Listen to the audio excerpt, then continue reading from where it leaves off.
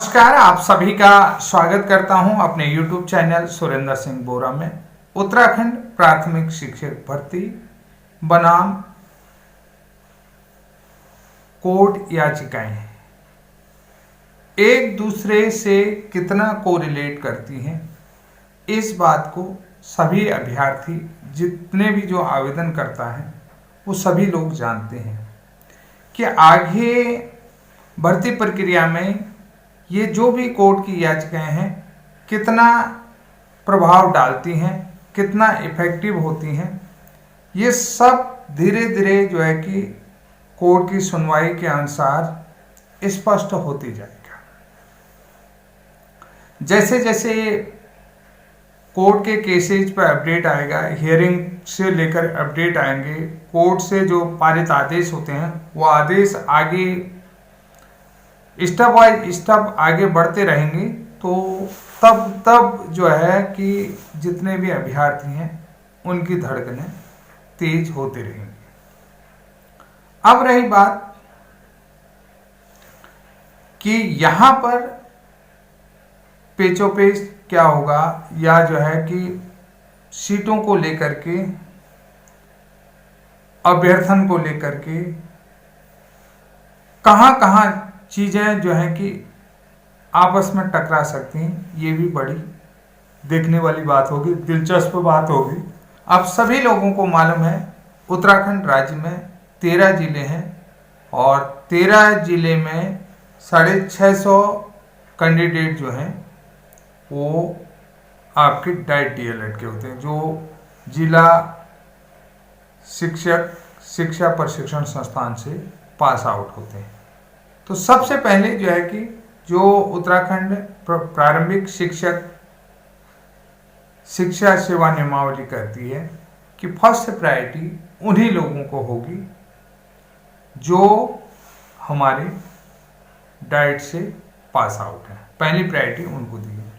Second priority किनको है merit पे, आप सभी लोगों को मालूम है। सेकंड प्रायोरिटी जो रहेगी वो स्पेशली उसमें मेरिट भी आप लोगों को कहीं नहीं होगी, वो रहेगी शिक्षा मित्रों की।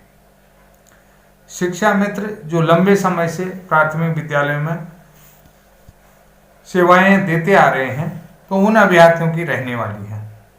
फिर आगे जो है उसके बाद फिर अगला जो अभ्यर्थन रहता है वो रहता है एनआईओएस डीएलएड।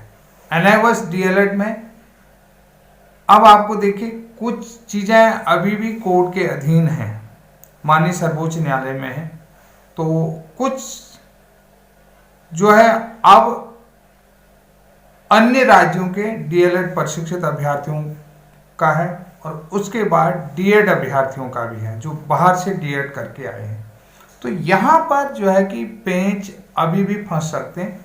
साथ में एक जो अगला नया केस आ चुका है वो आ चुका है स्पेशल आरसीआई रिहेबिलिटेशन काउंसिल, भारतीय पुनर्वास परिषद से जो प्रशिक्षित अभ्यर्थी हैं जो विशेष शिक्षा वाले हैं। विशेष शिक्षा वाले अभ्यर्थियों का अभी आवेदन प्रक्रिया को लेकर के उनके कैंसिल कर दिए थे, तो उनको फिर से जो है कि डेट बढ़ा करके 9 जनवरी तक कर दिया गया है। ये भी आप लोगों ने देख लिया हो। अब रही बात कि भाई आरसीआई वाले जो पद हैं ये भी मामला ठीक हो गया।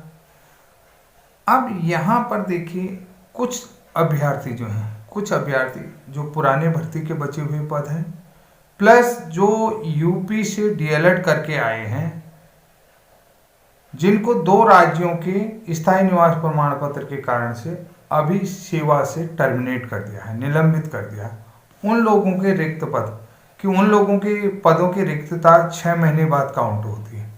तो उसमें क्या अभ्यर्थन को लेकर के फिर क्या होगा, और नई भर्ती में भी जो लोग अपनी दावेदारी कर रहे हैं उसको लेकर के भी क्या ये भर्ती प्रोसेस में जो कोर्ट की याचिकाएं हैं या जो है कि कोर्ट से पारित आदेश कहीं न कहीं विलंब का कारण तो नहीं बनेगी। ये सारी चर्चा का विषय है। अब जो भी अभ्यर्थी हैं, देखिए आज मैं जनरली आप लोगों से बात कर रहा हूँ कि भर्तियां कहाँ जा सकती हैं, किस मोड़ में जा सकती हैं, ये सब चीज़ें जो हैं कि कोर्ट से जैसे जैसे आदेश पारित होंगे, जिस जिस तरीके से कोर्ट का केस आगे बढ़ेगा, तब तक जो है कि हर अभ्यर्थी की धड़कनें तेज होंगी। तो ऐसा तो है नहीं कि उत्तराखंड में कोई सरकारी भर्ती निकले, कोई सरकारी नौकरी निकले और उसमें जो है कि कोर्ट में केस ना हो, ऐसा बहुत कम होता है। जब जब उत्तराखंड में भर्तियां निकली हैं, तब तक जो है कि उन भर्तियों में कोर्ट में केस लगे हैं।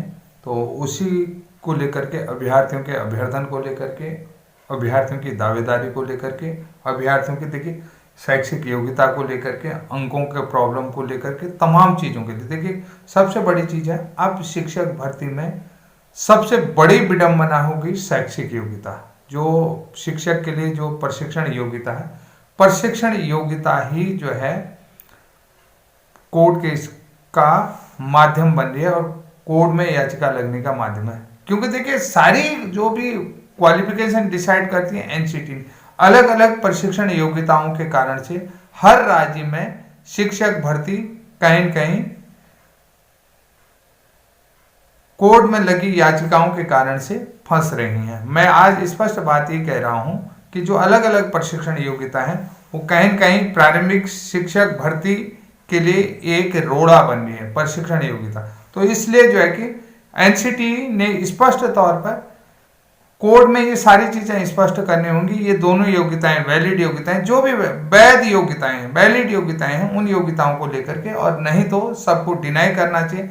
हर राज्य का देखिए, यहाँ पर आप लोगों को मैंने कहा ना कि जो एजुकेशन है वो कंक्रीट लिस्ट में है, वो आप लोगों को पता है, न ही वो